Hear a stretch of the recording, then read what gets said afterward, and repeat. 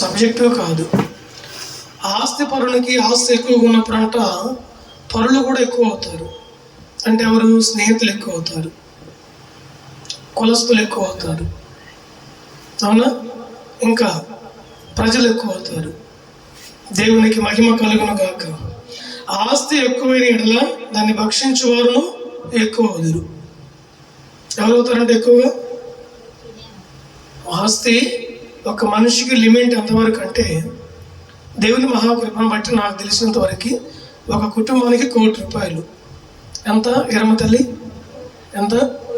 ₹1,00,00,000 అయితే 4 కొడుకులు, 2 కూతుర్లు, వారికి పుట్టిన మనవ సంతానం అంతా కూడా ఆ ₹1,00,00,000తో సంతోషంగా జీవించవచ్చు. ఏ తిప్పలు పడాల్సిన అవసరం లేదు, అప్పు అని చెప్పి బాధపడాల్సిన అవసరం లేదు. అయితే ₹1,00,00,000 ఉంటే ₹1,00,00,000తో తృప్తి చెందక వాళ్ళు ఏం చేస్తారంటే ₹5 వడ్డీ, ₹10 వడ్డీ, ₹20 వడ్డీ ఇవ్వటం ప్రారంభిస్తారు. అంటే డబ్బున్నవాడే డబ్బు సంపాదించాలి. మనకు డబ్బు ఉందని పేరు వచ్చింది, ఇంకా డబ్బు సంపాదించాలని వాళ్ళు ఆతురపడతారు. సంపాదన తప్పులేదు అంటున్నారు నా మాటలు. సంపాదన తప్పులేదు. ఉదయం వెళ్ళి నీ తెలివితేటలను బట్టి 1000 కాకుండా 2000 సంపాదించుకో. దాన్ని ఏమంటారు? సంపాదించడం తప్పులేదు. ఈ ధనం సంపాదించాలని ఆతృత పడతారు చూసావా? ఆతృత అంటే అన్నానికి నీళ్ళకి వెడబాసి, ఆరోగ్యాన్ని కూడా చూసుకోకుండా, వస్త్రం కూడా చూసుకోకుండా ఆతృత పడతారు చూసావా? మనకి నష్టం కలుగుతుందని రాయబడింది. అర్థమవుతుంది నా మాటలు. కనుక నీకు ఆస్తి ఎక్కువైతే దాన్ని తినేవాళ్ళు కూడా ఎక్కువ అవుతారు. ఆస్తి ఎక్కువైతే నీకు రోగాలు కూడా ఎక్కువ అవుతాయి. అవునా కాదా? లోదియమ్మ తల్లి, ఎక్కువ అవుతాయా కాదా? రోగాలు ఎక్కువైతే ఏమవుతుంది? హాస్పిటల్లో డాక్టర్ గారికి వెళ్ళి చక్కగా ఖర్చు పెట్టుకొని వస్తుంటారు. కనుక ఇప్పుడు ఉన్నా సరే మనిషికి తృప్తి లేదు, ధనం ఉన్నా సరే ఆరోగ్యము లేదు. మరి అయితే ధనవంతునికి ధనం ఉండి తృప్తి లేదు, ఆరోగ్యం లేదు. కింద చెబుతాడు ఒక మాట, దరిద్రులు ఎవరంటే చూడమ్మ మాట 12, కష్టజీవులు కొద్దిగా తినను, ఎక్కువగా తినను సుఖనిద్ర నొందుదురు. అయితే ఐశ్వర్యవంతులకు తమ ధన సమృద్ధి చేత నిద్ర పట్టదు. కష్టజీవి అంటే ఉదయం వెళ్ళి ఒక 300 కానీ 500 కానీ ₹1000 కానీ తెచ్చుకొని తన భార్య బిడ్డల దగ్గరికి బియ్యం తీసుకొచ్చుకొని, కూరగాయలు తీసుకొచ్చుకొని, చక్కగా ఆ రోజు కోడి మాంసం తెచ్చుకొని వాడు అన్నం వండుకొని ప్రశాంతంగా తిని ఆరు బయట అక్కడ ఒక మంచం వేసుకొని పండుకుంటాడు. కష్టజీవులు ఎవరంటే వీళ్ళు. ఇక వాని ఇంట్లో బీరువాలు లేవు, ట్రంక్ పెట్టెలు లేవు, బంగారం లేదు, ఆస్తి లేదు, అంతస్తు లేవు, ఏంది దాన్ని ఏమంటారు, పొలం కాగితాలు లేవు, దొంగలు వచ్చి దోసుకుంటారని చెప్పి టెన్షను లేదు, దొంగతనం నా ఇంట్లో జరిగిద్దని టెన్షను లేదు. కనీసం నా ప్రాణం తీస్తారనుకుంటే ఈ మెడలో ఏదైనా ఒక 4 సేవర్ల నేను ఏమంటారమ్మా గొలుసేనా నా తాడు లేడీస్ అయితే, అదే పురుషులకైతే ఒక బ్రాస్కెట్ 4-5 సేవర్లు చేతికి వేసుకొని పండుకుంటే వాడు ఈ బ్రాస్కెట్ రాక చేతి నరుక్కుని వెళ్తాడు, ఈ నాంతాడు రాక గొంతు కోసుకొని తీసుకొని వెళ్ళిపోతాడు. అందుకని నిద్ర పట్టదు. అర్థమవుతుంది తల్లి, బంగారు తల్లి. ఈ నాంతాడు వల్ల సుఖ నిద్ర పట్టదు. అన్నమేమో తింటావు, ఇటు నుంచి వస్తాడు, ఇటు నుంచి వస్తాడు, నాతో ఆగిపోతు భర్త వచ్చి నన్ను వేలగొట్టుడు కొట్టి, అది ఇవ్వకపోతే ఏం చేస్తాడు? ముందు జుట్టు మేలేస్తాడు, అది ఇవ్వకపోతే తాడే మేలేస్తాడు. సంపద నాకు గొలుసు నాకే అంటాడు. అమ్మో నీకు దండం పెడతానయ్యా, ప్రాణం బయటగా నీ గొలుసును తీసిపోయా అని చెప్పి ఇచ్చింది. భర్తతో నిద్ర పట్టదు, అటు దొంగలతో నిద్ర పట్టదు.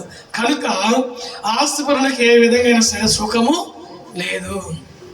రాయబడింది కష్టజీవులు. నేను వెళ్ళానండి, పని చేసుకున్నా, 500 వచ్చినాయి నాకు. సోనా మసూరి బియ్యం తెచ్చుకున్నా. ఏం తెచ్చుకున్నా?